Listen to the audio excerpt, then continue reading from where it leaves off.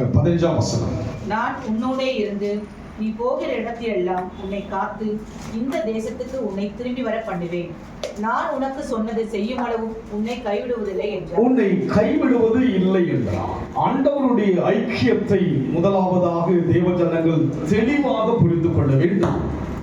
நம் தேவன் ஒரு சூழ்நிலைக்குரிய தேவன் அல்ல, ஒரு நேரத்துக்கு பழகுகிற தேவன் அல்ல, ஒரு காலத்துக்கு நம்மோடு கூட இணைகிற தேவன் அல்ல. அவர் எப்போதும் நம்மோடு இருக்க விரும்புகிறார். அவர் என்ன சொல்லுகிறார்? அந்த கடைசி வசனத்தை கடைசி பகுதியை வாசிங்க. நான் உனக்கு சொன்னதை செய்யும் அளவும் உன்னை கைவிடுவது இல்லை. ஆண்டவர் என்ன சொல்கிறாரோ அதை செய்கிறவராய் இருக்கிறார். அவர் என்ன சொல்கிறாரோ அதை நாமும் கூட நாம் சொல்வதை என்ன செய்ய வேண்டும்? செய்ய. அப்பதான் அவரோட ஈக்குவலா இருக்க முடியும். ஆபிரகாம் தேவனுடைய சிநேகிதன் என்று சொல்லப்படியான ஒரு மேன்மையை பெற்றார். சிநேகிதன்னா அவனை பண்ணுங்க, ஈக்குவலா பண்ணுங்க, சராசரியா இருப்பாங்க, பண்ணுங்க, ஒரு சமமா இருப்பாங்க. அதே வண்ணமாக தான் ஆண்டவர் சொல்வது போல நாம் என்ன செய்ய வேண்டும்? சொல்வதை செய்ய. அதுதான் கர்த்தருடைய அழைப்பு. அவர் சொன்ன சொல்லை செய்கிறவர். மறுபடியும் வாசிப்போம். அதை நான் உன்னோடு இருந்து போகிற இடத்திலெல்லாம் உன்னை காத்து இந்த தேசத்துக்கு உன்னை திரும்பி வர பண்ணுவேன். நான் உனக்கு சொன்னதை செய்யும் அளவும் உன்னை கைவிடாத தேவனை ஆராதிக்கிறோம். ஆமென் சொல்லுங்க. உன்னை அதிசயத்தை காணப்படும் என்று வாக்கு கொடுத்திருக்கிறார். இந்த ஆண்டுல தனித்தனியாக தான் பேச விரும்புகிறார். குடும்பமாய் வந்தாலும் தனியாய் பேசி உங்களை சுவையுள்ள ஒரு மனுஷனாக, சுவையுள்ள ஒரு மனுஷியை மாற்ற விரும்புகிறார். ஒரு சுவை, கிறிஸ்துவம் என்பது ஒரு சுவை. அது அவரை நாம் சுவைக்கின்றோம். அதுபோல் நாம் வாழ்க்கை அனைவருக்கு ஒரு சுவையா இருக்க வேண்டும். அதனால்தான் இங்கே யாரை குறித்து பேசுகிறார் தேவனை சொன்னால், அந்த அதிகாரத்தில் வாசிக்கும் போது யாக்கோபு என்கிற ஒரு மனுஷனை குறித்து பேசுவதை பார்க்க முடியும். அங்க வாசிப்போம். அடுத்த வசனம் வாசிக்க. யாக்கோபு நித்திரை தெளிந்து விழித்த போது மெய்யாகவே கர்த்தர் இந்த ஸ்தலத்தில் இருக்கிறார், இதை நான் அறியாதிருந்தேன் என்றார். யாக்கோபு எத்தன். யாக்கோபு என்று சொன்னால் என்னங்க? எத்தன். ஏமாற்றினான். தன்னுடைய சகோதரனை ஏமாற்றி தன்னுடைய அந்த சுதந்திரத்தை பெற்றுக்கொண்டு வந்தான். தகப்பனையும் ஏமாற்றினான், சொந்த சகோதரனையும் ஏமாற்றிய மனுஷனை பார்த்து சொல்லுகிறார், நான் பண்ண மாட்டேன், உன்னை நான் உனக்கு சொன்னதை செய்யும் அளவும் உன்னை கைவிடுவது இல்லை. ஆண்டவருடைய நல்லவனுக்கு தான் நானும் துணை போகிறேன். என்ன சொல்கிறது? பாவிகளை ரட்சிக்கவே இயேசு கிறிஸ்து உலகத்துக்கு வந்தார், நீதிமானை அல்ல பாவிகளை ரட்சிக்கும்படியாக. அதனால் நம் வாழ்க்கையிலே தேவன் சொன்ன அந்த வார்த்தையின் பிரகாரமாக அவர் சொன்னதை செய்யும் அளவு உங்களை கைவிடவே சொன்னதை செய்து முடிப்பார். என்ன சொன்னார் இந்த ஆண்டு? அதிசயத்தை அதை செய்யத்தான் தேவன் விரும்புகிறார். அவர் விருப்பத்தை முழுமை நிறைவேற்றும்படியாகவே சித்தமுள்ளவராய் இருக்கிறபடினாலே அவர் சொன்னதை செய்யும் அளவும் கைவிடாதபடி இருக்க வேண்டும் என்று சொன்னால், யாக்கோபு என்ன தன்மையுள்ளவனாய் இருந்தான் என்று பார்க்கும்படியாக யாக்கோபின் ஆதியாகமம் 47:7 வாசிங்க. பின்பு யோசேப்பு தன் தகப்பனாகிய யாக்கோபை அழைத்து கொண்டு வந்து அவனை பார்வோனுக்கு முன்பாக நிறுத்தினான். யாக்கோபு பார்வோனை ஆசீர்வதித்தான். கடந்த மாதம் மோசே பார்வோனுக்கு யாராயிருந்தான்? தேவனாயிருந்தான். இந்த மாதம் எத்தனாகிய யாக்கோபு யாரை ஆசீர்வதித்தான்? நீங்களும் நானும் அனைவரை ஆசீர்வதிக்கும்படியாகவே உங்களை ஆசீர்வதிக்க அழைத்திருக்கிறான். நீங்க தான் ஆசீர்வதிக்கணும். யார் ஆசீர்வதிக்க வேண்டும்? உங்கள் மேல் அபிஷேகம் இருக்கிறது, உங்கள் மேல் தேவனுடைய மகிமை இருக்கிறபடியினாலே அவன் எத்தந்தான். ஆனால் தேவனை தரிசனத்தை கண்டபடியினாலே வனாந்தரமான வழியில் கடந்து வருகிறான். யாக்கோபு எப்படி வருகிறான்? தன்னுடைய தகப்பனையும் ஏமாற்றி விட்டான், தன்னுடைய தமையனாகிய ஏசாவையும் ஏமாற்றி விட்டான். ஏமாற்றிக் கொண்டு வனாந்தர வழியிலே வருகின்ற போது ஆண்டவர் அவருக்கு தரிசனமாக செய்கிறார். நான் சொன்னதை செய்யும் அளவும் என்ன பண்ண மாட்டேன். அவன் இன்றைக்கு நம் வாழ்க்கையில் கூட நான் அவ்வளவு ஒரு சரியில்லையே, சரியில்லாத உன்னை தான் சரி செய்ய அழைத்திருக்கிறான். பாருங்க, சரியில்லையே. நானு ஆண்டவர் ஒரு மனிதனை அழைக்கின்ற போது அந்த அவன் ஒன்றும் இல்லாதவனா இருந்த போதுதான் அவன் செய்ய வல்லவன். அதுங்க எல்லா இருந்தாலும் செய்வதற்கு ஒரு பெரிய ஒரு காரியம், இல்லாதவைகளை இருக்கிறதை போல அழைக்கிறபடினாலே யாக்கோபு வனாந்தரமான வழியிலே ஒரு கேள்வியோடு வருகிறான். எப்படி வருகிறான்? இன்றைக்கு நம் வாழ்க்கையில் கூட அநேக கேள்விகள் இருக்கத்தான் செய்கிறது. என் வாழ்க்கை எப்படி இருக்கும்? என் வாழ்க்கை பயணம் எப்படி இருக்கும்? இந்த வாழ்க்கை பயணத்தில் அநேக பிரச்சனையோடு நான் இருக்கிறேனே என்று யோசிக்கிறோம். ஆனால் மற்றவர்கள் சொன்னது நடந்ததோ இல்லையோ, ஆனால் ஆண்டவர் உங்களுக்கு என்ன சொல்கிறாரோ அதை செய்யும் அளவு உங்களை, மனுஷன் சொன்னதெல்லாம் நான் இருக்குங்க நடக்காம போயிருக்கும். அது மனுஷன் எதை சொன்னாலும் அது உங்கள் வாழ்க்கையில் நடக்காது. ஆனால் யாக்கோபுக்கு யார் சொன்னது? தேவன் சொன்னார். வாசிப்போம் அதே அதிகாரம் 28:15 வாசிங்க. நான் உன்னோட இருந்து நீ போகிற இடத்திலெல்லாம் உன்னை காத்து இந்த தேசத்துக்கு உன்னை திரும்பி வர பண்ணுவேன். 17 வாசிங்க ப்ளீஸ். அவன் பயந்து, இந்த ஸ்தலம் எவ்வளவு பயங்கரமா இருக்கிறது, இது தேவனுடைய வீடே அல்லாமல் வேறல்ல. இன்றைக்கும் அந்த ஸ்தலம் அந்த மலையில இருக்கிறது. தேவ கிருபையினால் நான் கடந்த ஆண்டிலே ஜெஸ்ல போயிருக்கும் போது அந்த இடத்துக்கு நாங்கள் போய் சந்தித்தோம். நான் போய் பார்த்த அந்த இடத்த, அந்த யாக்கோபு அந்த இடத்துல பலி செலுத்தின இடம் அப்படியே இருக்கிறது. அது உண்மை. வேத வசனம் என்பது ஒரு கற்பனைக்குரிய காரியம் அல்ல. இங்க அமர்ந்திருக்கிற உங்கள் வாழ்க்கையிலே ஆண்டவர் என்ன சொன்னாரோ அதை சொல்லும் செய்யும் வரைக்கும் உன்னை கைவிட மாட்டார். எனக்கு மனுஷன் சொன்னதை விட ஆண்டவர் என்ன சொன்னாரோ அது நடந்து கொண்டு வருகிறது. மனுஷனுடைய சொற்கள் மாறுவதற்கு சூழ்நிலைகள் வரலாம், மாறுவதற்கான வாய்ப்புகள் வரலாம். ஆனால் தேவன் சொல்கிற வார்த்தையை மாறவே மாட்டார். யாக்கோபு வருகின்ற போது வெறும் கோலும் கையுமாக தான் வந்தான். ஆண்டவர் அவனை சொன்னபடியே உயர்த்தி திரும்ப அனுப்புகிறான். மறுபடியும் வருகிறான். அவர் வெளிப்பட்ட அந்த இடத்துக்கே அவன் வருகிறான். அந்த இடம் பேர் பார்த்து லூஸ். அதுங்க அந்த இடத்துக்கு லூஸ். மறுபடியும் அங்க வராதுங்க, மறுபடியும் வருகிறான். அவன் தான் என்ன பண்ண அந்த பேரை மாத்துறாங்க. தேவனுடைய வீடை அல்லாமல் பெத்தேல் என்று என்ன பண்றாங்க பேரிட்டான். லூஸ் மூடிச்சுங்க. நம்ம பார்க்கும்போது எல்லாரும் எப்படி இருக்கும்? நம்ம ஆமா வெளியே இருக்குங்க லூஸா தான் இருக்கு. நம்மள பார்த்துட்டு இருங்க லூஸா தான் இருக்கு. இது தேவனுடைய வீடு, நீங்களே தேவனுடைய ஆலயம். அதனால் இன்றைக்கு யாக்கோபுடைய அனுபவத்தை பார்க்கும்போது எடுத்து நாம் வாசிப்போம். ஆதியாகமம் 31:40 வாசிங்க. பகலிலே வெயிலும் 31 பகலிலே வெயிலும் இரவிலே குளிரும் என்னை பட்சித்தது, நித்திரை என் கண்களுக்கு தூரமாய் இருந்தது. இங்கே பார்க்கிறோம், சொன்னதை செய்வதற்கு முன்பாக யாக்கோபின் அனுபவம் என்ன?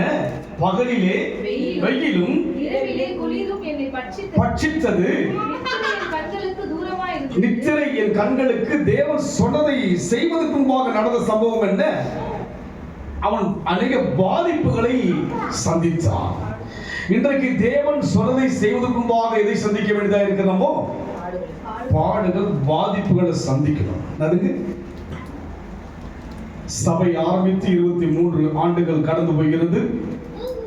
தேவனுடைய ஊழியத்திற்கு அதற்கு முன்பாகவே ஒரு 30 ஆண்டுகள் ஆகிவிட்டது. 5 வருஷங்கள் சுவிசேஷ ஊழியத்தை செய்து கொண்டு பிற்பாடு திருச்சபையை ஆரம்பித்து 23 ஆண்டுகள் கடந்து போகிறது.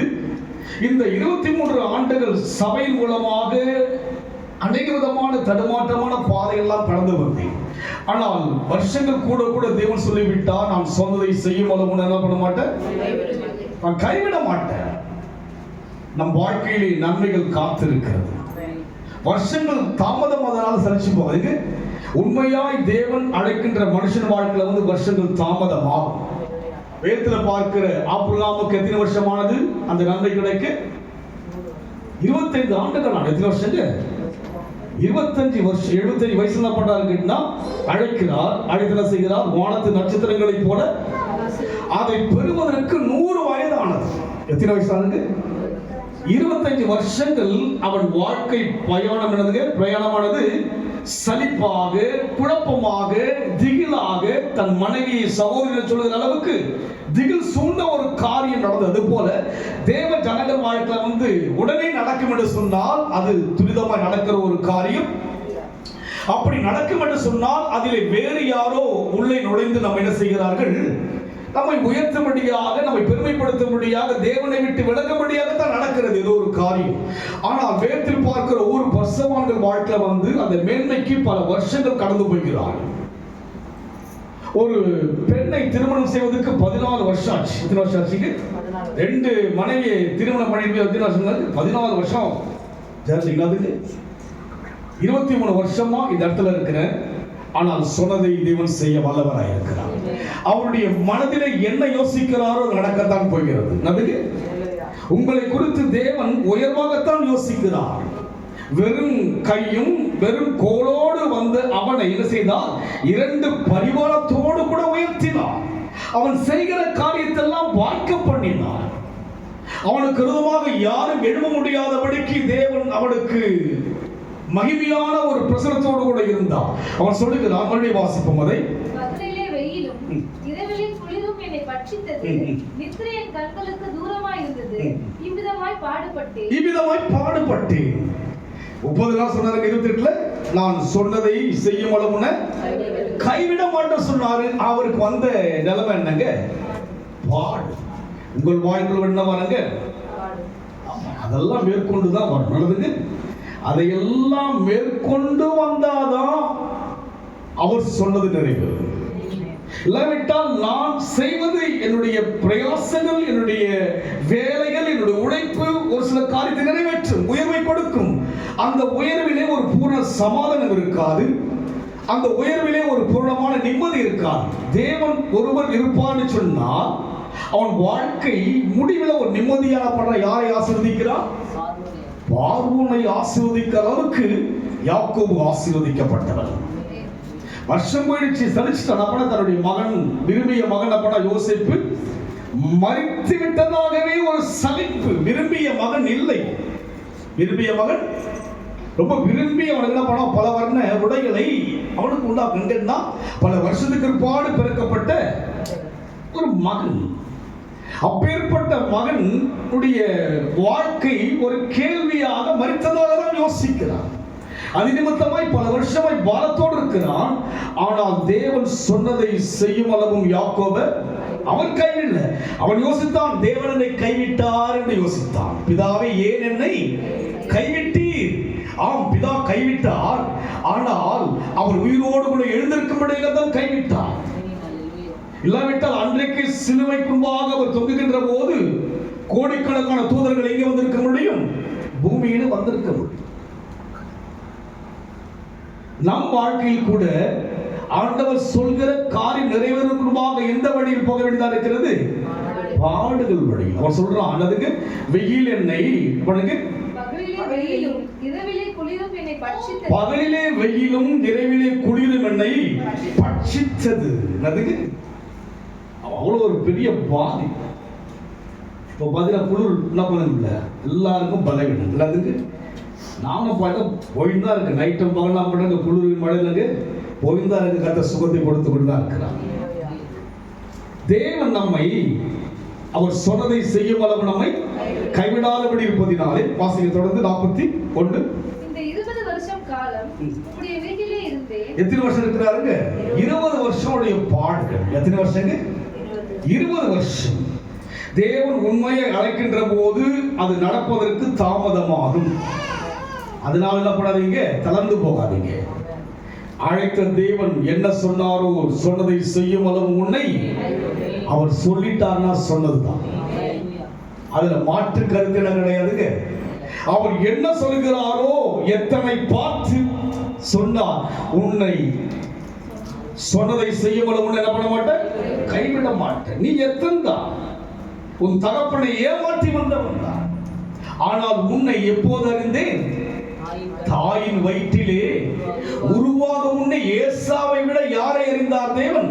யாக்கோபை அறிந்தார்.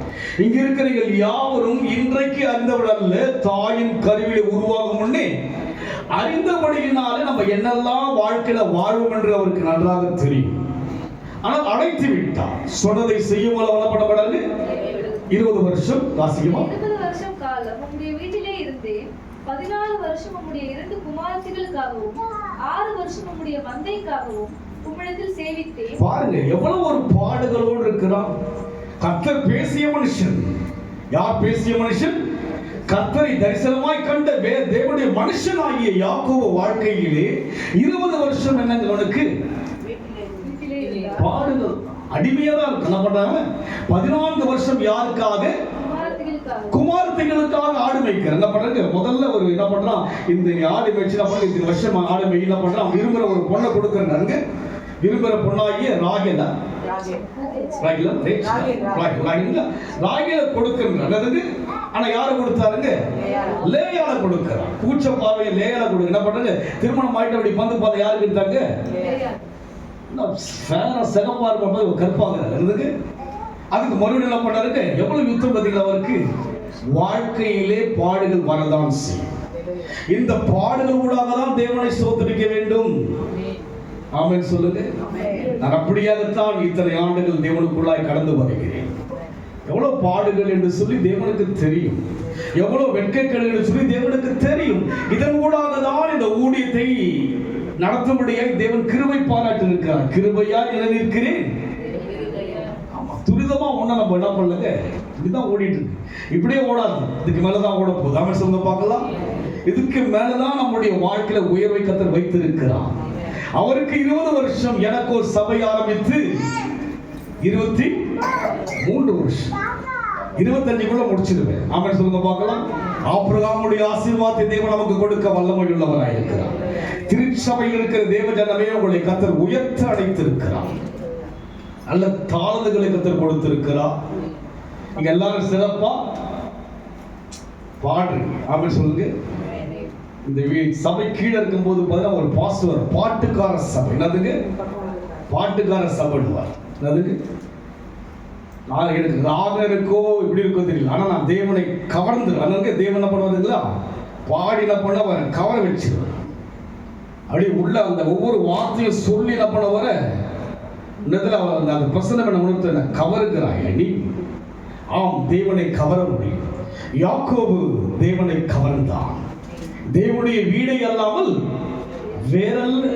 வனாந்தர வழியிலே வந்தவன் தேவனை கவரும்படியாக வாழ்க்கை இருந்தது போல இன்றைக்கு நம் வாழ்க்கையில் 41 முடிச்சிட்டீங்களாமா? படிக்க அப்படி தொடர்ந்து 6 வருஷம் உம்முடைய மந்தைக்காகவும் 6 வருஷம் மந்தைக்காகவும் உம்மிடத்தில் சேவித்தேன். 10 முறை என் சம்பளத்தை மாற்றினீர். 10 முறை என் சம்பளத்தை மாற்றினீர். என் பிதாவின் தேவனாகிய ஆபிரகாமின் தேவனும் ஈசாக்கின் பயபக்திக்குரியவரும் என்னோடு இல்லாமல் போனார். ஈசாக்கின் பயபக்திக்குரியவர் யார்? இவர் தேவன் மாத்திரமல்ல, யார் இவர்? பயபக்திக்குரியவர். எப்படி ஆராதிக்கணும் நம்ம தேவனை? பயபக்தியோடு ஆராதிக்கணும். ஆமென் சொல்லுங்க. நான் பெருமைக்கு அல்ல, நான் சபையில் அங்க இருக்கும்போது பார்த்தா பைபிளை எப்பவுமே நான் பண்ணுவேன் மேல வச்சு சங்கீதத்துக்கு என்ன பண்ண மாட்டேன்னு கீழே வைக்கவே. இந்த பைபிள் மேல அவங்களுக்கு பயம்.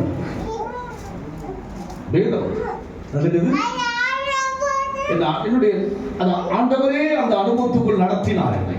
எனக்கு ரொம்ப ரொம்ப அவரே நடத்த இப்படிதான் இருக்கணும், நல்லதுங்க இப்படிதான் இருக்கணும், நல்லதுங்க இப்படிதான் உன்னுடைய காரியம் இருக்கணும். அவரே எனக்குள் உணர்த்திதான் காரியங்களை செய்து கொண்டு வருகிறேன். ஈசாக்கு யாராய் இருக்கிறான்? ஆபிரகாமின் தேவனும் ஈசாக்கின் என்னோடு இராமல் போனால் நீங்க வெறுமையா போக மாட்டீங்க. ஆமென் சொல்லுங்க பார்க்கலாம். உங்க வாழ்க்கை வந்து முடிக்கும் போது எம்டியா போக மாட்டீங்க. சொல்லுங்க பார்க்கலாம். உங்க குடும்பம் சந்ததி எல்லாம் செழிக்கும்படியே கர்த்தர் உயர்த்த போகிறார். சாதாரணமான ஒரு ஆதரிக்கலங்க. 20 வருஷம் பாடுபட்டு 2 மனைவிக்காக 14 வருஷம் 6 வருஷம் அந்த மந்தைக்காக இவ்வளவு செய்த போதிலும் கூட அவன் சொல்றான், என்னோடு கூட தேவன் இல்லாவிட்டால் நீ என்ன பண்ணிருப்ப? உங்களோடு கூட தேவன் இருப்பதினாலே நீங்கள் வெறுமையாக போவது இல்லையா? படிப்படியா நீங்க லிஃப்ட் ஆகிட்டு இருப்பீங்க. அவன் சொல்லுங்க பார்க்கலாம். அதுக்கு சொல்லுங்க, படிப்படியா போறீங்க, நீங்க பெருகதான் போறீங்க. வருஷம் கூட கூட உங்க வாழ்க்கை சொல்லுங்க சொல்ல மாட்டீங்களே. வருஷம் ஆக ஆக நீங்க என்ன பண்ணுவீங்க, வயதெல்லாம் யோசிக்காதீங்க. நீங்க ஒவ்வொரு வயசு மேல போக போக உங்களுக்கு வளர்ச்சி என்னதுங்க, எல்லாத்துலயும் ஒரு மாற்றத்தை கர்த்தர் கொடுக்க அழைத்திருக்கிறார். பயபக்தியோடு தேவனை ஆராதிக்க வேண்டும். என்னதுங்க, தேவ சமூகத்துக்கு வருகிறோம் என்று சொன்னால் எப்படி வர வேண்டும், பயபக்தியோடு வரணும். தேவ சபையிலே தேவன் எழுந்திருக்கிறார், பயபக்தியோடு வரணும் தேவ சமூகத்துக்கு. நம்முடைய ஒவ்வொரு எண்ணங்களையும் கர்த்தர் பார்க்கிறார். தேவனுக்காக நம்முடைய வாழ்க்கையை கொடுக்கின்ற போது அவர் சொன்னதை நிறைவேற்றும் அளவும் உங்களை உயர்த்து தான் கர்த்தர் அழைத்திருக்கிறார். அவர் மேல உங்களுக்கு பயமும் பக்தியும் இருக்கும். என்னதுங்க, சும்மா என்ன பண்ணக்கூடாதுங்க, பயம் என்னதுங்க, ஒரு ரெஸ்பெக்ட் என்னதுங்க, ஒரு கணம், ஒரு நமக்குள்ள ஒரு என்னதுங்க, ஒரு மதிப்புக்குரிய ஒரு தேவன். அவர் மதிப்புக்குரியவர். அவரை நீங்க மதிச்சீங்கன்னா சமுதாயத்தில் உங்களை மதிக்க வைக்கும்படியே கர்த்தர் உயர்த்துவார். வாசிக்க தொடர்ந்து. தேவனின் சிறுமையையும் என் கை பிரயாசத்தையும் பார்த்து நேற்று ராத்திரி உம்மை கடந்து கொண்டார் என்று சொன்னார். என் சிறுமையும் என் கையின், நீங்க சிறுமையா இருங்க, ஆனா கையின் பிரயாசங்களை கர்த்தர் பார்க்கிறார். அதுக்கு நீங்க சிறுமையா இருங்க, அதை பத்தி இல்ல, உங்களுடைய கையினுடைய பிரயாசங்களை கர்த்தர் பார்க்கிறார். நான் ஒண்ணுமில்லையே, இல்ல இல்ல, நீங்க என்ன செய்யுங்க, தேவன் ஒன்றும் இல்லாமல் இருந்து என்ன செய்றீங்க தேவனுக்கு, அதை தான் பார்க்கிறார். எதை பார்க்கிறாருங்க, ஒன்று கிடையாது. இந்த 23 வருஷங்கள் ஊழியத்தை செய்து கொண்டு வருகிறேன். எது விலக ஒன்றுமே ஒன்று இல்லாம ஊழி நடக்குது. இப்பதான் கொஞ்சம் லெவல் மாறிட்டு வந்து இப்போ லைவ்ல போலான்னு பிளான் பண்றதுக்கு. மெசேஜ்ல நினைச்சீங்க, மாதிரி நினைச்சீங்க, சவுண்ட் மெடிசன் நினைச்சீங்க, நீங்க பாக்குறீங்களா யாருக்கா சொல்றீங்களா அதெல்லாம் எனக்கு தெரியல. அது எனக்கு ஒண்ணுமே புரியல. நீங்க அதை பத்தி என்ன நினைக்கிறீங்க தெரியல. சிறுமை இது அதை பத்தி எனக்கு என்ன கிடையாதுங்க. தேவ பணி இது. யாருடைய பணி இது? 6 நாட்களுக்குள்ளாக வானத்தையும் பூமியும் உண்டாக்கிற தேவனுடைய பணி இது. எத்தனை நாட்களுக்குள்ளாக? 6 நாட்களுக்குள்ளாய் உண்டாக்கிற தெய்வத்தை ஆராதிக்கிற ஒரு பணியை செய்கிறபடியினாலே அவர் சொன்னதை செய்யும் அளவும் என்னை கைவிடவே மாட்டார். எனக்கு தெரியும் மாற்றங்கள் எவ்வளவு வந்தது. சிறுமையான அந்த சூழ்நிலைக்குள்ளாக என் கிரிகளை கர்த்தர் பார்த்தார். இல்லைங்க, சிறுமையா இருக்கு, பிரச்சனை இருக்கு, இதை விட்டுட்டு ஓடணுன்ற எண்ணம் எனக்கு. அவன் சிறுமை 20 வருஷமாக என்ன பண்றான், சிறுமை எங்கன்னா அவன் என்ன பண்ணாங்க, ஆரம்பிக்கும் போது யார் பேசினது? பெத்தேலிலே லூஸ் என்கிற அந்த ஊரிலே யார் பேசினது? தேவன் பேசி அனுப்பின மனுஷன். அதுபோல் தேவனால் பேசப்பட்டு நாம் யாவரும் அழைக்கப்பட்டிருக்கிறோம். தேவனால் பேசி அழைக்கப்பட்ட மக்கள் நீங்கள். நான் உன்னை ஆசீர்வதிக்கவே, ஆசீர்வதித்து உன்னை பெருகவே அவர் பேசிதான் அழைத்திருக்கிறார். அதனால் அவன் சிறுமையிலே என்ன செய்கிறான், கிரியை செய்கிறான். 32:9-10 வாசிங்க. பின்பு யாக்கோபு, என் தகப்பனாகிய ஆபிரகாமின் தேவனும் என் தகப்பனாகிய ஈசாக்கின் தேவனுமாய் இருக்கிறவரே, உன் தேசத்துக்கும் உன் இனத்தாரிடத்துக்கு திரும்பி போ, உனக்கு நன்மை செய்வேன் என்று என்னுடனே சொல்லியிருக்கிற கர்த்தாவே, அடியனுக்கு தேவரீர் காண்பித்த எல்லா தயவுக்கும் எல்லா சத்தியத்துக்கும் நான் எவ்வளவேனும் பாத்திரன் அல்ல. இங்கே பார்க்கிறோம், ஒரு உயர்வை அவன் பெறுகின்ற போது ஒரு தாழ்மை அவனுக்குள் வருகிறது. அதுக்கு நமக்குள்ள உயர்வு பெருக பெருக என்ன வரணும், தாழ்மை வரணும். அதுக்கு அதனால்தான் அவனுக்குள் தான் 12 கோத்திரங்கள் உருவாகிறது. 12 கோத்திரங்கள் தான் ராஜாக்கள் உருவாகிறார்கள். ராஜாக்கள் வழியாக தான் ராஜாதி ராஜாவாகிய இயேசு கிறிஸ்துவே உருவாகிறார். எங்கிருந்து ஆரம்பிக்கிறது? யாக்கோபு தான் யாராய் மாறினான்? இஸ்ரவேலாய் மாறினான். வேறு யாருக்கும் இல்லாத சாக்கியம். காரணம் என்ன? அவனுடைய தாழ்மை. நான் அதற்கு யார் கிடையாது, பாத்திரன் அல்ல. படிக்குமா? நான் கோலும் கையுமா இந்த யோர்தானை கடந்து போனேன். இப்பொழுது இவ்விரண்டு பரிவாரங்களையும் உடையவனானேன். என் சகோதரனாக ஏசாவின் கைக்கு என்னை தப்புவியும். அவன் வந்து என்னையும் என் பிள்ளைகளையும் தாய்மார்களையும் முறியடிப்பான் என்று அவனுக்கு நான் பயந்திருக்கிறேன். தேவரீரோ, நான் உனக்கு மெய்யாகவே நன்மை செய்து உன் சந்ததியை எண்ண முடியாத கடற்கரை மணலை போல மிகவும் பெருக பண்ணுவேன் என்று சொன்னீரே என்றார். சொன்னீரே, என்ன சொன்னாரோ அதை எண்ணிக்கிட்டே இருங்க. நீங்க மனுஷர் சொல்றதெல்லாம் பண்ணுங்க. மனுஷர் சொல்வதெல்லாம் நீ யோசிக்காதீங்க. எல்லாம் சொல்லுவாங்க, சொன்னதை யாரும் செய்ய மாட்டாங்க. அதுக்கு எனக்கு அநேக காரியங்கள் சொல்லி இருக்கலாங்க. சொன்னதை மனுஷன் யாரும் அதிகமாக ஆனால் தேவன் என்ன சொன்னாரோ அதெல்லாம் செய்து கொண்டு வருகிறார். ஏன்னா மனுஷனால ஓரளவு தான் முடியும். என்ன பண்ண முடியுங்க? மனுஷனால் இதான் முடியுங்க, ஓரளவு தான் செய்ய முடியும். அவர் 6 நாளிலே உலகத்தை உண்டாக்கினார் அல்லவா, அவரால் எல்லாவற்றையும் செய்ய முடியும், எல்லாம் கூடும். மனுஷனால் கூடாது, தேவனால் எல்லாம். அதனால் அவருடைய ஒவ்வொரு செயலை பார்க்கிறோம். 1 சொல்லுகிறார், நான் பாத்திரன் அல்ல, நான் யார் அல்ல. 2வதாக வடப்பட சகோதரோடு கூட இணைந்து என்ன பண்றான், அவங்க கிட்ட போய் பேசுறான். என்ன பண்றாங்க? உங்க உறவுகளுக்குள்ள ஒரு சமாதானமா இருக்கு. ஆமென் சொல்லுங்க. கசப்பு வைராக்கியெல்லாம் உங்க வாழ்க்கையில் இருக்கும் என்று சொன்னால் நிறைவேறுவதற்கு தாமதமாகலாம், நிறைவேறாமலும். சொல்லுங்க. ஏசாவுக்கு என்ன செய்ய வேண்டுமோ அதையெல்லாம் செய்கிறான்.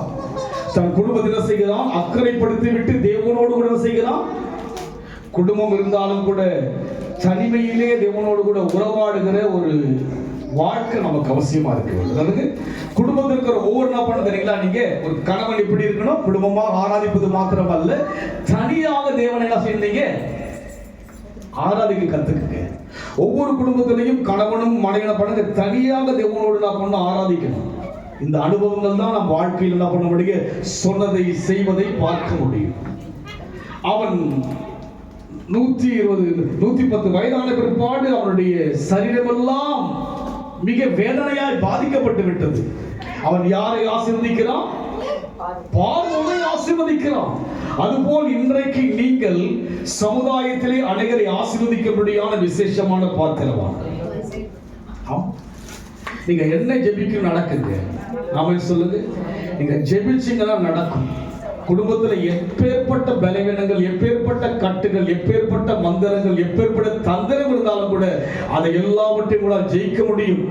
அதுதான் தேவ அழைப்பு. ஒரு சாதாரணமாக ஏமாற்றிவிட்டு வந்து வனாந்தர வழியில வர ஒரு கேள்வியோடு வருகிறான், அவனை தேவன் சந்திக்கிறான். அதுபோல் இன்றைக்கு நாம் யாவரும் தேவனால் சந்திக்கப்பட்ட நபர் தான் நீங்க அமர்ந்திருக்கிறீங்க. எதற்செயலாம் வரல நீங்க. என்னதுங்க? ஆண்டவர் தாயின் கருவில உருவாகும் முன்னே அறிந்துதான் இங்க அழைத்து வந்திருக்கிறார். அழைப்புக்கு பாத்திரவனாய் மாற வேண்டும் என்று சொன்னால் நான் என்னை தாழ்த்துகிறவனாக 2வது ஈசாக்கை போல பய பக்தியுள்ளவனாய் இருக்க வேண்டும். இந்த பக்தி பாத்தீங்கன்னா ரொம்ப அருமையான பக்தி. அதுக்கு தேவனுக்குள்ளாய் வளர்கிற பக்தி பார்த்தீங்கன்னா ரொம்ப ஒரு ரொம்ப வேதனை கூட்டாத ஒரு பக்தி தான் கிறிஸ்துவுக்குள்ளான பக்தி. அதுக்கு மற்ற உலக வழிபாட்டின் பக்தி பார்த்தீங்கன்னா தங்கள் சரீரத்தை ஒடுக்க வேண்டியதா இருக்கிறது. தங்கள் சரீரத்தை பண்றாங்க, ஒடுக்குறாங்க இல்லைங்களா? இதெல்லாம் பார்த்தீங்கன்னா தேங்காய் என்ன பண்ணாங்க, தலையில உடைப்பாங்க. இப்ப என்ன பண்ணாங்க, தலையில உடைக்கிறவனுக்கு பக்தி நாய்ச்சி அவங்களுக்குள்ளாக. உங்ககிட்ட நான் சொல்லி அடுத்த வாரம் ஆளுக்கு ஒரு தேங்காய் எடுத்துருவாங்க, ஆளுக்கு ஒரு என்ன பண்ண பேக்ல லைனா உட்காருங்க. ஒருத்தர் என்ன பண்ணுங்க, தேங்காய் கிட்ட வாங்கிட்டோமான்னு போட்டு நான் யோசிச்சு பாருங்க. இந்த பக்தி எங்க இருக்கிறது? உலகத்தில் இருக்கிறது. நம்ம பக்தி பார்த்தீங்களா, நான் பாட்டு பேசுகிறேன் இங்க பாட்டுன்னு. என்ன பக்தி பார்த்தீங்களா, ரொம்ப சாஃப்டானது. ஒரு குழந்தைய ஒரு தாய் எப்படி பேணி காப்பால் அது போல் தான் ரொம்ப ரொம்ப சாஃப்டானது தான் அந்த நம்முடைய பக்தி. அதுக்கு இதுக்கு நம்ம என்ன பண்ண மாட்டோம், பயப்பட மாட்டோம். இந்த ஒரு ரொம்ப அருமையான பக்திக்குள்ளாக பயம் இல்லாத ஒரு பக்தியா இருக்கிறது. இவ்வளவு ஒரு இலகிய மனமுள்ள ஒரு பக்தியை தேவன் கொடுத்திருக்கிறார். அதுக்கு மற்றதெல்லாம் கடினமா என்ன பண்ண, அவங்களுக்கு ஏதாவது செஞ்சுதான் அவங்க என்ன பண்ணமோ. உலக ரீதிய பக்தியில பாருங்க என்ன பண்ணுவாங்க, நாட்கள் என்ன பண்ணுவாங்க, வேல் குதிக்குவாங்க. முதல்ல என்ன பண்ணுவாங்க, பாத்துக்கல நீங்க, பாத்துக்கல நீங்க ஒரு சில செஞ்சு கூட இருப்பாங்க இல்லைங்களா? எவ்வளவு ஒரு வேதனை. ஆனால் நம்முடைய பக்திக்கு நம் தேவன் அவர் வேதனைப்பட்டார். யார் வேதனைப்பட்டார்? நான் அந்த வேதனையை சுமக்காதபடிக்கு என் வேதனையை தேவன் சுமந்தபடியினாலே அவர் சொன்னதை செய்யும் அளவும் பாருங்க. இப்போ யாக்கோபுடைய அந்த காரியம் எல்லாம் பார்க்கும்போது ரொம்ப ஒரு சிம்பிளான ஒரு என்னதுக்கு ரொம்ப ஆழமான என்னது தன் சரீரத்தை ஒடுக்க முடியாத பக்தியெல்லாம் கிறிஸ்துவுக்குள்ள சொல்ல போன ரொம்ப சோபனான பக்தி. அதுக்கு இன்னும் ஒரு 2 hour பேச அப்படியே தூங்கிடுங்க. என்ன பண்ணுவீங்க? அப்படியே உறங்கிடுங்க. என்ன பண்ணுவீங்க? அவ்வளவு ஒரு சோம்பல் உள்ள பக்தி. அதுக்கு நம்முடைய பக்தி என்ன பக்தி? ஆமா. இந்த மலைக்கு போறாங்க, காலைல 5 மணி என்ன பண்ணுவாங்க? என்ன தண்ணி குளிப்பாங்க? நீங்க குளிப்பீங்களா? பச்சை தண்ணியில ஐயா குளிச்சுக்கிறீங்களா? நீங்க பாருங்க, யோசிச்சு பாருங்க, என்ன பக்தி வெளியே இருக்கு. நமக்குள்ள ஒரு சோம்பல் உள்ள பக்தி. அதுக்கு 7 மணிக்கு வர்றதுக்கே நமக்கு எப்படி இருக்குங்க? யார் சொன்னது? 7 மணிக்கு வர்றதுக்கே கஷ்டமா இருக்கு. யோசிச்சு பாருங்க, என்ன பக்தி. ஆனால் ஈசாக்கு தேவ சமூகத்தில் இருக்கிறான், பயபக்தியா இருக்கு. உங்க பக்திலாம் நீங்க நம்ம செய்யற செயல்லாம் அவருடைய பார்வைக்கு அதுக்கு ஒரு அற்பமா போயிடக்கூடாது. என்ன பண்ணக்கூடாதுங்க? காயினுடைய காணிக்கையும் கர்த்தர் பார்க்கிறார், ஆபேலுடைய காணிக்கையும் கர்த்தர் பார்க்கிறார். எதை ஏற்றுக்கொண்டா? ஆபேலுடைய காணிக்கை ஏற்றுக்கொண்டார். அது போல இங்க வருகிற அனைவருடைய பக்தியை கர்த்தர் பார்ப்பார். யார் பக்தியை ஏற்றுக்கொள்ள வேண்டுமோ அவர்கள் பக்தியை ஏற்றுக்கொள்வார். யாருடைய பக்தி வேண்டாம் என்று யோசிக்கிறாரோ பக்தி அவசியம். எதுக்கு எல்லா அவசியம்? நல்லா ஒரு ஓலை வீட்டில் இருக்கும்போது வறுமையின் காலம், அதுக்கு எல்லாம் சின்ன பிள்ளைங்களா என்ன பண்ணுவாங்க? தூங்க வச்சிருங்க. என்ன பண்ணுவாங்க? சர்ச்சு உள்ள போயிட்டாங்கன்னா என்ன பண்ணுவாங்க? தூங்கிடுவாங்க. சரிங்களா? பயம். யாரை பார்க்க போறேன்? இயேசு ராஜா வந்திருக்கிறார். யார் வந்திருக்கிறது? ஒரு பெரிய மினிஸ்டர் பிஎம் வர என்ன பண்ணுவாங்க? அந்த அதிகாரம் பயப்படுவாங்க. என்ன பண்ணுவாங்க? அந்த அதிகாரம் என்ன பண்ணுவாங்க? பயப்படுவாங்க. ஈசாக்குக்குள்ள என்ன இருந்தது? பயமும் பக்தி இருந்தது. அது யாருக்குள்ள இருந்தது? யாக்கோபு பயப்பட என்ன பண்றாங்க? யாக்கோபு பயணம் செய்கிறான். தன்னுடைய குடும்பத்தை என்ன பண்றான்? அக்கறைப்படுத்தி விட்டு தேவனோடு என்ன பண்றான்? தனிப்பட்டவர்களை பேசுகிறான். காரணம் என்ன? அவரை குறித்துதான பயமும் பக்தி. கிறிஸ்துவத்துக்குள்ளாக அந்த பக்தி குறைவாக இருக்கிறது. எப்படி இருக்குங்க? குறைவா. அப்படிலாம் இருந்தபடினால்தான் 13 வயசு வரை 100 ரூபாய் டாக்டர் என்ன பண்ணல, செலவு பண்ணல. வறுமை இல்லாதுக்கு ஒரு ஓலை வீடு மேல பார்த்தா ஸ்டார் என்ன பண்ண, எனக்கு நல்லாவே ஸ்டார் அதுக்கு ஸ்டார் ஹோட்டல் எனக்கு நானு சுவை இருக்கா. பாம்பு வரும், தேடு வரும், எத்தனையோ வரும். சூனிய பூமி. அந்த இடத்துல 13 வயது வரைக்கும் எந்த பலவீனம் இல்லாதபடி பாதுகாத்தார். மனதில் ஒரு பயம். ஓ, கர்த்தர் சமூகத்துக்கு போகிறோமே, தேவன் அங்கே இருப்பாரே என்கிற பயம், நேரத்துக்கு போக வேண்டும் என்கிற ஒரு பயம், தேவனை பாட வேண்டும் என்கிற ஒரு பயம், தேவனை துதிக்க வேண்டும் என்கிற பயம், இவையெல்லாம் ஒரு ஒழுங்கை காண்பிக்கிறபடியினாலே நம்முடைய வாழ்க்கையிலே இன்னொரு வசனம் வாசிப்போம். 48:3 வாசிக்கிறீங்களா?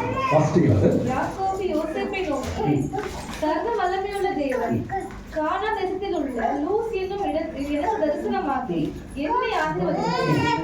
நான் உன்னை பலுகவும் பெருகவும் பண்ணி உன்னை பல ஜன கூட்டமாக்கி உனக்கு பின்வரும் உன் சந்ததிக்கு இந்த தேசத்தை நித்திய சுதந்திரமாக கொடுப்பேன் என்று என்னோடு சொன்னார்.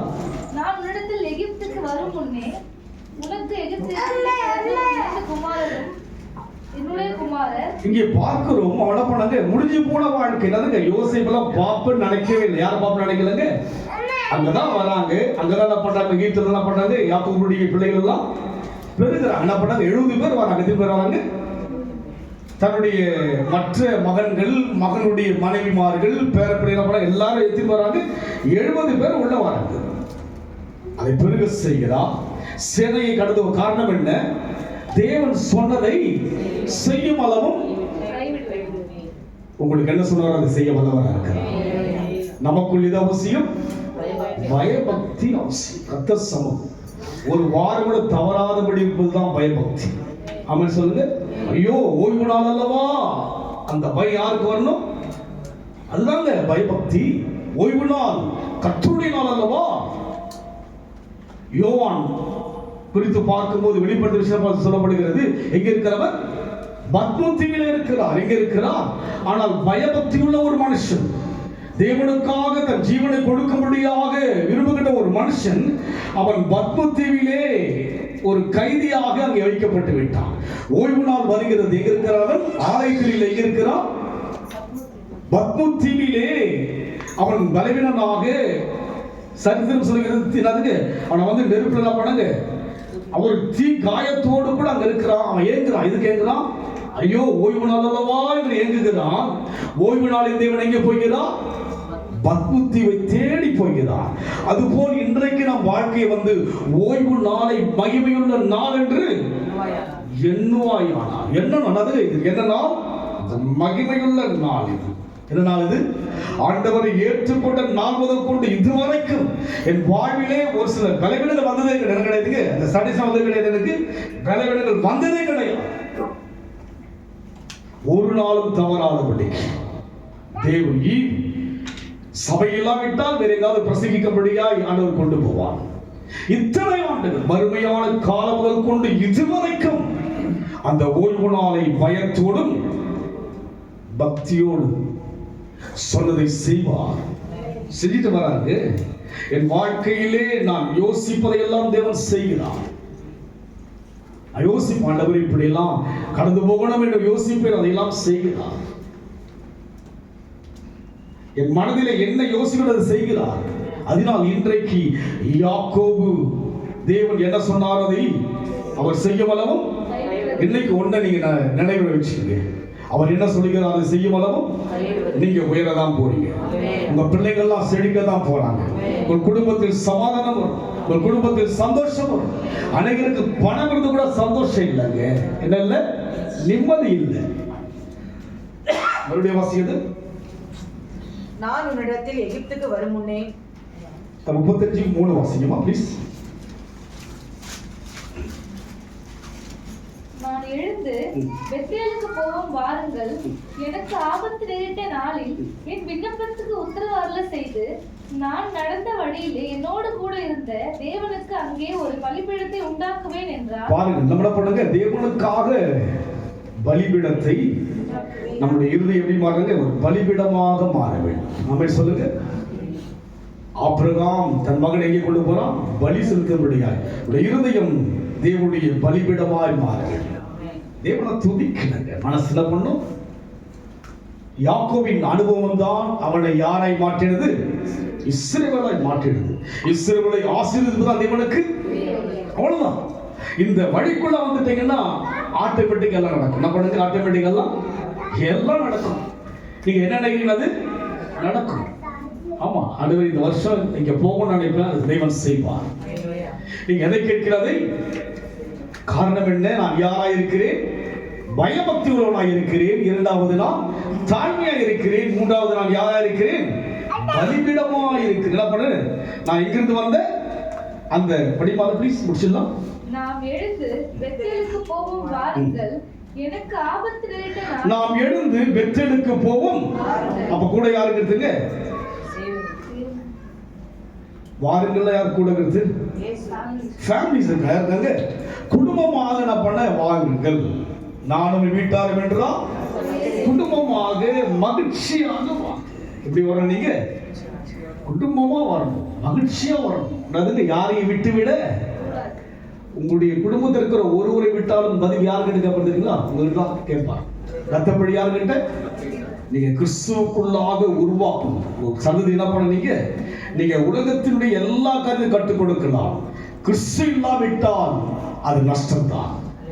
மனுஷன் உலகத்தை ஆதாயப்படுத்திக் கொண்டாலும் நஷ்டப்படுத்தினால் லாபம் என்ன? அதனால் இன்றைக்கு நம் வாழ்க்கையிலே அவர் சொன்ன வண்ணமாக படிச்சிட்டீங்களா? எனக்கு ஆபத்து நேரிட்ட நாளில் என் விண்ணப்பத்துக்கு உத்தரவு. எனக்கு ஆபத்து நேரிட்ட நாளில் என் விண்ணப்பத்துக்கு நாம் வரும்போது எப்படி வந்தோம்? ஏதோ ஒரு ஆபத்தோடு தான் வந்தோம். எப்படி வந்து நம்ம ஏதோ ஒரு ஆபத்து, ஏதோ ஒரு கலக்கத்தோடு தான் ஆலயத்துக்கு வந்தோம்.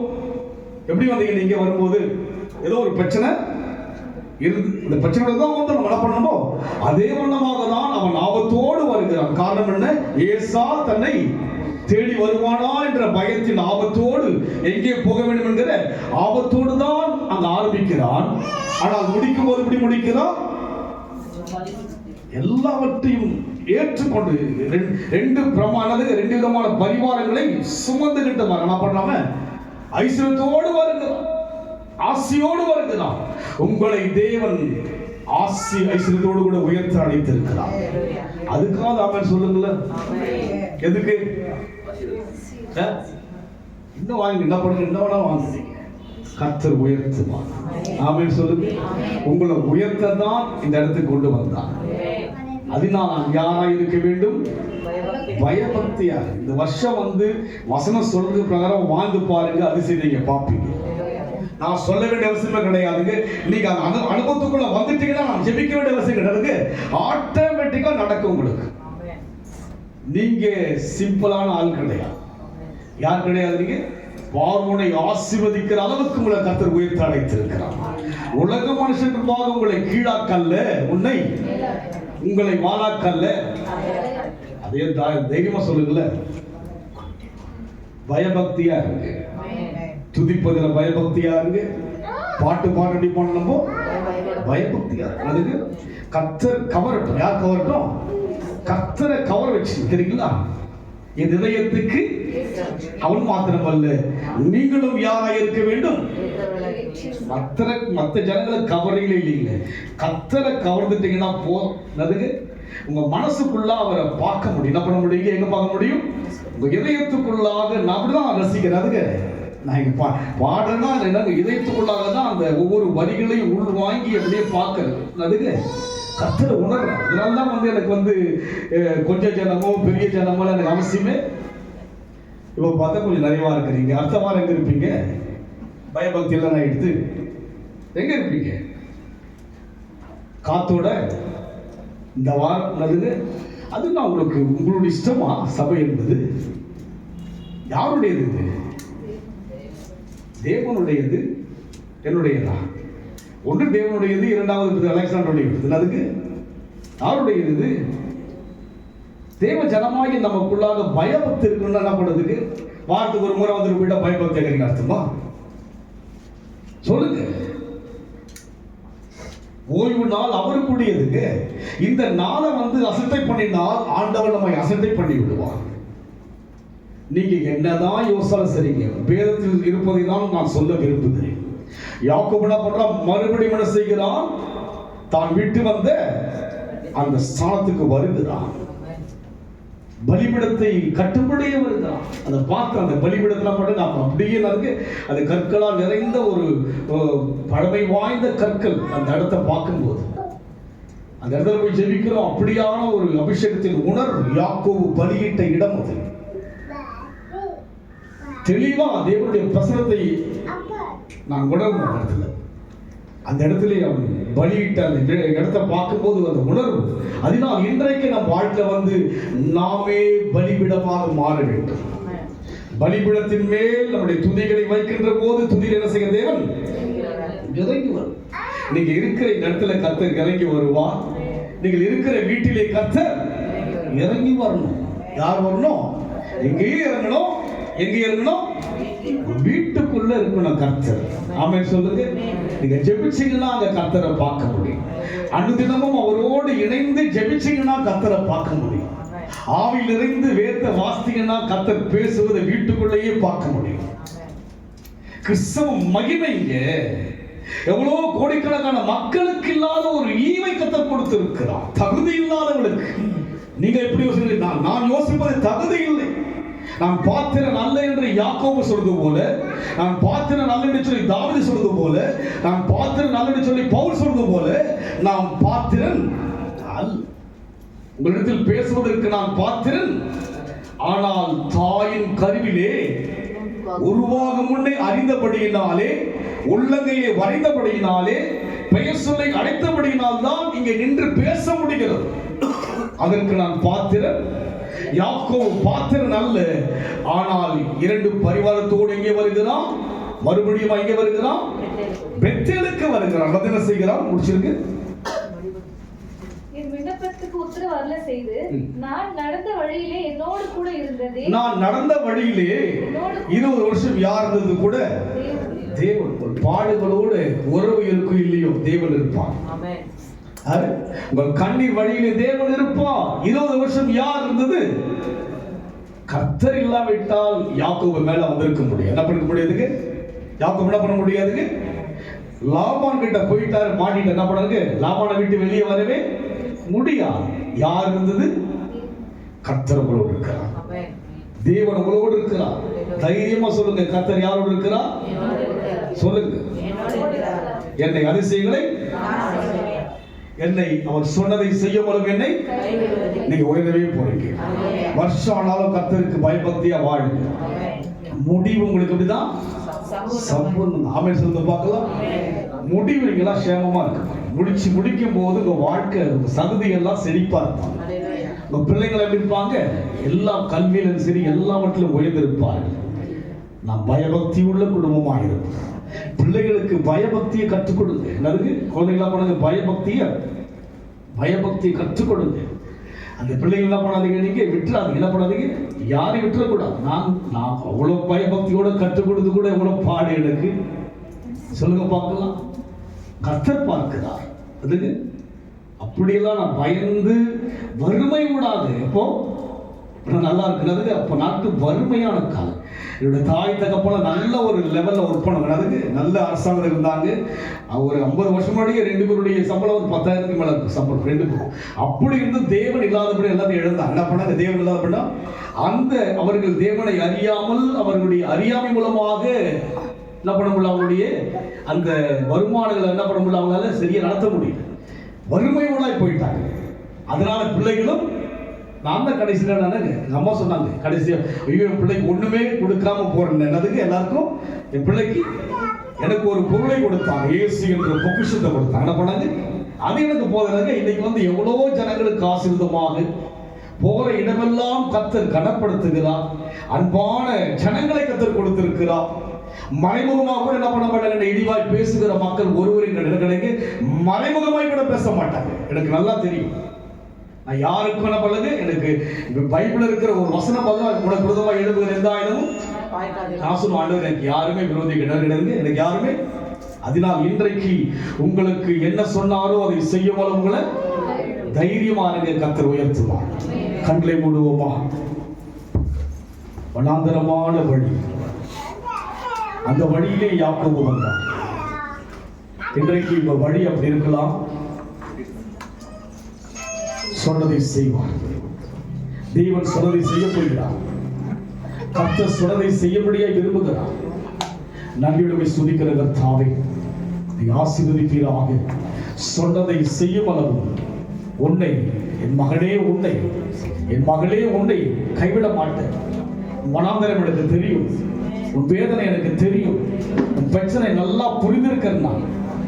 நான் உன்னை உயர்த்து ஒடுங்கி இருக்கிறியா வாழ்விலே அதற்குரிய காரியத்தை நான் காண்பிப்பேன். நன்றி செலுத்துகிறோம் அப்பா. தேவன் பொறுப்படுத்திக் கொள்ளுங்க. திருவிருந்திற்காயும் நன்றி செலுத்துகிறோம்.